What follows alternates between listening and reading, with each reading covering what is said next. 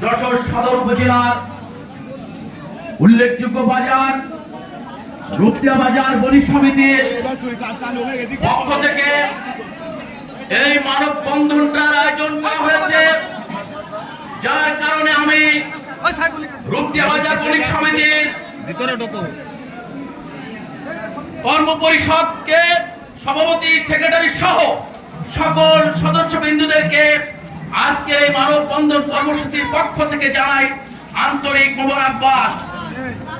সাথে সাথে ধন্যবাদ জানাচ্ছি আমাদের ডাকে সাড়া দিয়ে যে সমস্ত আবহাওয়ার মানুষেরা আজকে এই কর্মসূচিতে উপস্থিত হয়েছেন, সকলকে জানাই সালাম, শুভেচ্ছা ও মোবারকবাদ।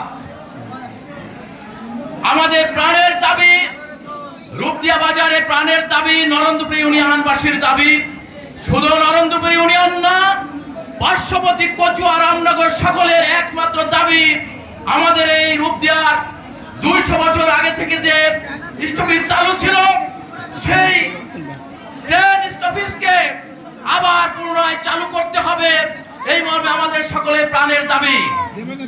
এই দাবির সঙ্গে একাত্মতা ঘোষণা করে আজকে এখানে দল মত, ব্যবসায়ী, গোত্র, যৌন সকল শ্রেণীর মানুষ তাদের কাঁধ মিলিয়ে আজকে আমরা একাত্মতা ঘোষণা করেছি। আমি আলোচনা থামিয়ে বিশেষভাবে আলম ভাইকে, সাংবাদিক আলম ভাইকে ব্যানারের কাছে আসার জন্য অনুরোধ করছি, মাইকের কাছে আসার জন্য অনুরোধ করছি। আলম ভাই, সাংবাদিক আলম ভাই, আমি কবির এবং কবিবারকে আমি বলছি তারা শৃঙ্খলার জন্য ঠিক রাখে, এলোমেলোর জন্য রেলের পানির উপর এলোমেলো অবস্থান না করে কোনো আমাদের জনশক্তি। যা বলছিলাম, আজকে আমাদের প্রাণের দাবি, যেখানে আমরা একটি বৈষম্য রোধ করে আজকে সকল স্তরের মানুষ এই প্রাণের দাবি, দীর্ঘদিনের দাবি আমরা আদায় করতে একাত্মতা হয়েছে। আজকে পার্শ্ববর্তী আমাদের থেকে অনেক অনুন্নত একটি এলাকা বসুন্ধিয়া মোড়, সেখানে আমাদেরকে তোয়াক্কা না করে স্টপেজের ব্যবস্থা করেছে। আমরা এটা ধিক্কার জানাই, শুধু ধিক্কার জানাই না, আমাদের এই স্টপেজ জানা দিয়ে সেখানে যদি স্টপেজ দেয় আমরা তীব্র বিরোধিতা করছি। তার সাথে সাথে দাবি জানাচ্ছি এই রেল কর্মকর্তা যারা আছেন, এই কাজে নিয়োজিত আছেন, শুধু রেল কর্মকর্তা না, আজকে যোগাযোগ উপদেষ্টা যিনি আছেন, যোগাযোগ উপদেষ্টা মহোদয়কে আমি অনুরোধ করব, আজকের এই মানব কর্মসূচি থেকে আমি তাদেরকে অনুরোধ করব আমাদের প্রাণের দাবি মেনে নেওয়ার জন্য। আজকে যদি এই দাবি মেনে না নেওয়া হয়, আগামী দিন আমরা এলাকার মানুষকে সঙ্গে নিয়ে আমরা রেলকে অবরোধ করতে বাধ্য হব, তাই না? কঠোর লাগাতার কর্মসূচি গ্রহণ করতে বাধ্য হব।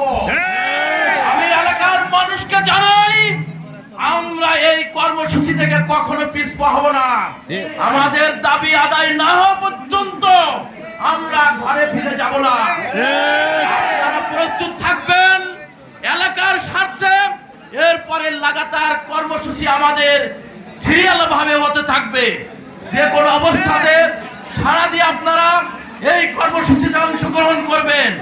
আমি ধন্যবাদ জানাচ্ছি আইন শৃঙ্খলায় নিয়োজিত আমাদের নরেন্দ্রপুর পুলিশ ক্যাম্পের এসআই সহ যে সমস্ত প্রশাসনিক দায়িত্বশীল আসছেন। আমি আমার এই মানববন্ধন কর্মসূচির পক্ষ থেকে অসংখ্য ধন্যবাদ জানাচ্ছি।